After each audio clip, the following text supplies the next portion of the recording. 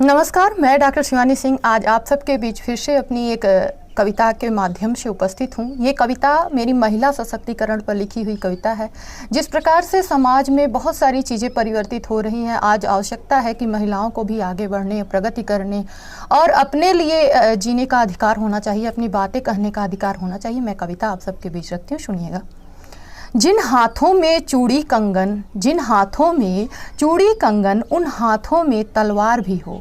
जिन हाथों में चूड़ी कंगन, उन हाथों में तलवार भी हो। श्रृंगार की चूनर हो सिर पे, श्रृंगार की चूनर हो सिर पे, पर लड़ने को हथियार भी हो। श्रृंगार की चूनर हो सिर पे, पर लड़ने को हथियार भी हो। जिन हाथों में चूड़ी कंगन, उन हाथों में तलवार भी हो। श्रृंगार की चूनर हो सिर पे, पर लड़ने को हथियार भी हो, पर लड़ने को हथियार भी हो। बंध कविता का समर्पित करती हूँ। आगे की पंक्तियाँ आप सब सुनिएगा।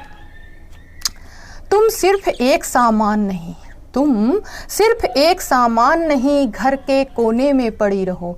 तुम सिर्फ एक सामान नहीं, घर के कोने में पड़ी रहो।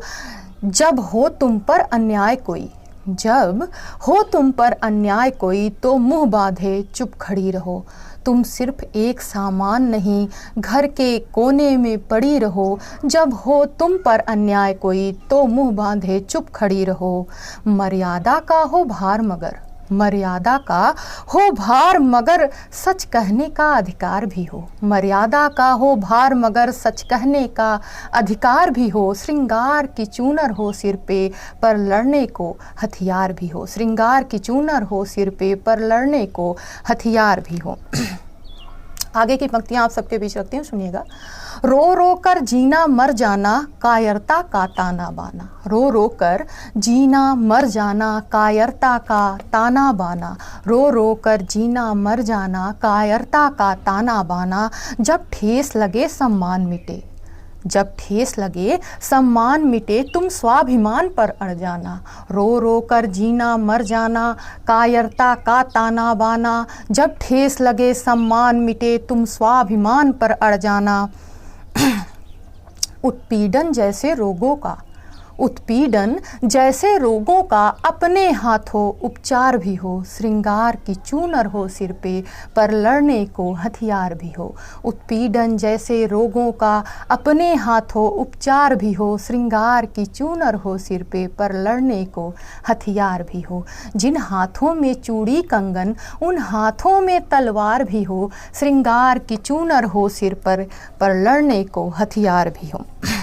आगे की पंक्ति आप सबके बीच रखती हूँ। ये अंतिम कविता का बंध है और ये कविता मैं चाहती हूँ कि हर एक स्त्री इसे पढ़े।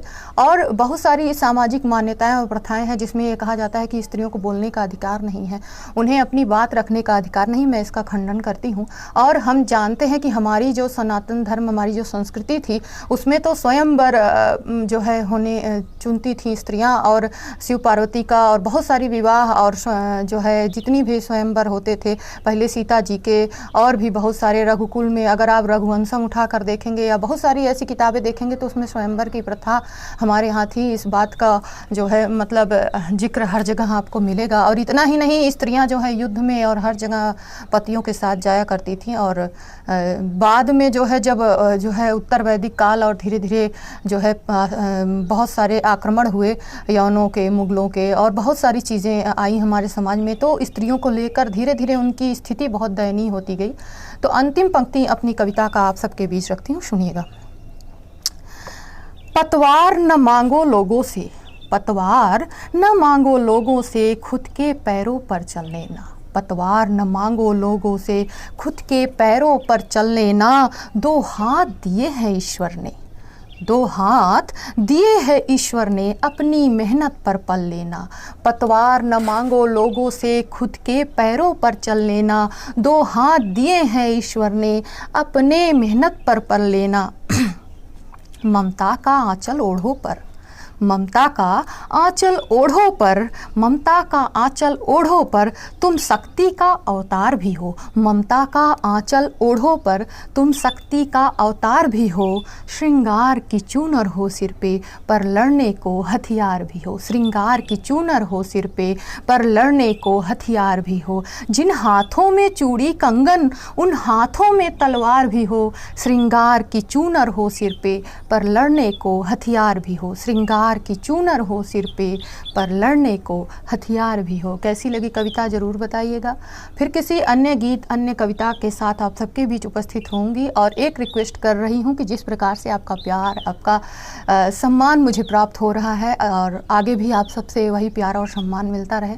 चैनल को लाइक और सब्सक्राइब कीजिए, अगर आपको अच्छा लग रहा है तो शेयर कीजिए, इससे जो है मुझे मोटिवेशन मेरा होगा और मैं आगे फिर अपनी जो है कोई रचना लेकर आप सबके बीच आती रहूँगी। बहुत बहुत धन्यवाद।